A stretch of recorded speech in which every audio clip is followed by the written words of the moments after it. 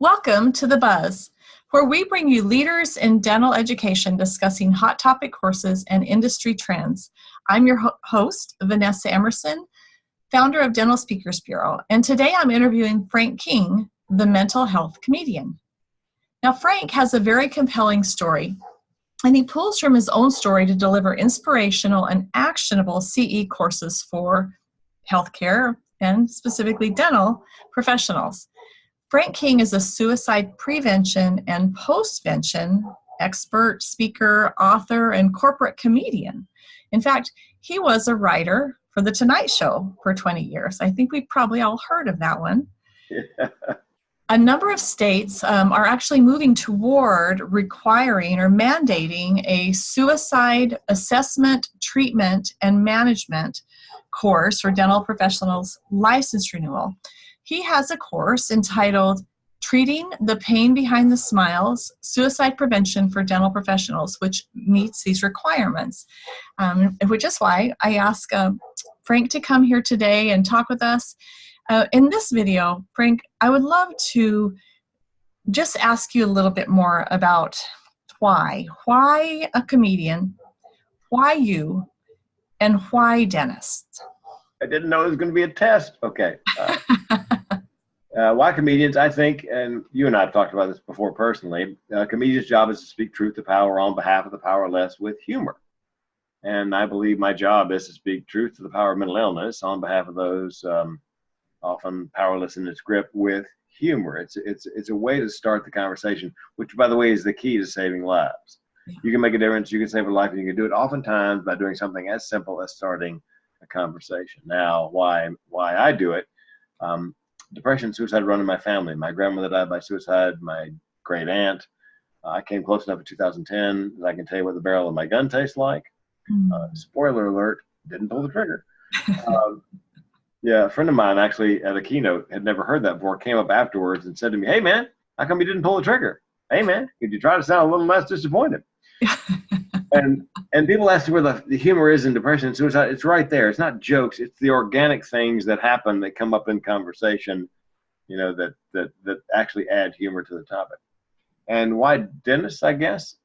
Well, dentists year in, year out, year over year, as they say in the retail business, rank somewhere in the top 12 at-risk occupations for thoughts of depression, thoughts of suicide, very much stress-related. They die mostly of stress-related or exacerbated illnesses, heart attack, stroke, depression leading to thoughts of suicide. People always ask, why? Is it because, you know, nobody wants to go see the dentist? That's not true. I like my dentist a lot. No, it's because, you know, you come out of dental school, the average dentist, $357,000 in student loan debt. Then if you're going to establish a practice, another $250,000. And even if you're wildly successful, more patients means more. So you're going in early, working through lunch, working late, not really taking care of yourself the way you should. So it's a vicious cycle. Mm-hmm. The other thing for me is, somebody asked me this, why do you care about dentists? Well, my father had a friend. They went to elementary school all the way through high school together. And the friend went off to dental school, graduated first in his class at University of North Carolina, Chapel Hill in dental school. And my dad passed away at 40 of a heart attack. My mom was left to raise two kids, middle of the 60s, by herself. She had a full-time job, but, you know, single mother, two kids. Well, my dad's friend, the dentist, knew our situation and knew my mother. I mean, she could afford to pay, but if she did, then that would be money that would have gone to something else. So most often never charges anything. Occasionally, when I had two teeth pulled for my orthodontia, it was $5 a tooth. Oh. because he knew, he cared about my dad and he knew my mother's situation. So I've got a soft spot in my heart for dentists, I guess is the long and the short of it. And it's a way to give back. It is a way to give back because he was a great story, Frank. I think it really exemplifies what I've seen in dentistry. I think dentistry, for whatever reason, attracts some of the best people in the world. And I think those same people really care about their patients. And I think they're the ones that would, with a heavy heart, go home at the end of the day worried about Mrs. Smith or worried about Mr. Jones, about something that just feels off. And I think that's where it's really wonderful to be able to bring this type of a program to help them have answers on what do you do when you wonder what's appropriate and what type of resources. And that's my understanding with your presentation, that you make that information available. I know we've talked about that in a separate little recording that's available on the Bureau. A question for you. Yeah. So my understanding is you've been speaking on this topic for a while. This is not your first rodeo. No. And in many different industries. And so thank you, first of all, for bringing it to dental. Oh, absolutely. And second of all, is there any quick story, or is there anything that you think would be really meaningful to the meeting planner with your years of experience speaking in other industries, to where this is a very human problem? It's not a dental only problem, challenge, right? It's a human thing. And so I would think, are there any stories or any example or some kind of a point you could share with us for the planner around the importance of this topic? I mean, you had shared with me that when you spoke just briefly at our conference in January, and people in our audience also shared with me that they had talked to you about how they had had similar thoughts. And I think it's just that there are, all across the world, I'm kind of answering it for you, but I guess where I'm going is I feel You're doing really well. It feels to me like it's a very human condition that we don't shine a light on. And is there something that you can think of that would be meaningful for the planner to know about this topic, that there's likely people in their group now that this would really benefit? Yes, as a matter of fact, at the meeting you and I were at the Jumpstart, I did a very short keynote. I told the story of, it's called chronic suicidality. It's what I have, chronic suicidality. It means for me and people like me, the idea of suicide is always on the menu as a solution, problems large and small. My car broke down. I had three thoughts: get it fixed, buy a new one, or I could just kill myself.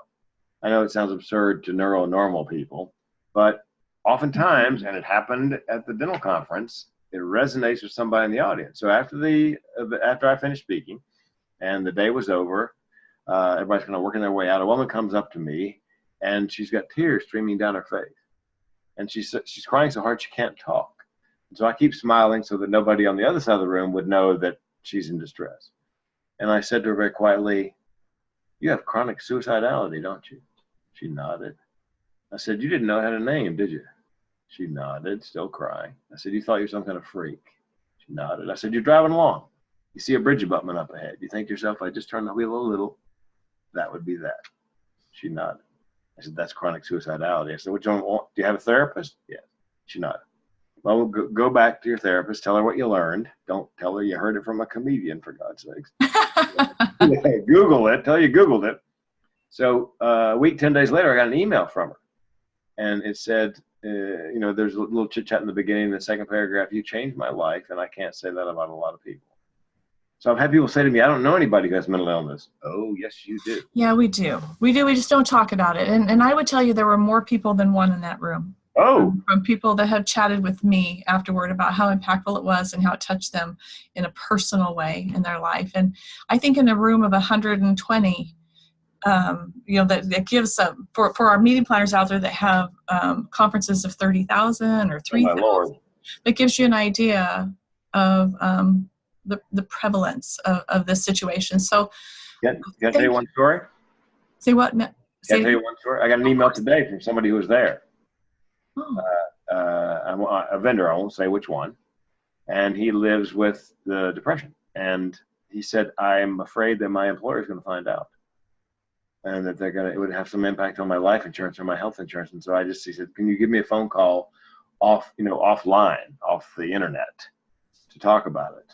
Mm-hmm. So again, somebody else who's there, who's been it all sort of back, Vanessa, to you can make a difference, you can save a life, and you can do it oftentimes by doing something as simple as starting that conversation. Yeah. And I think it's so important to remove the stigma.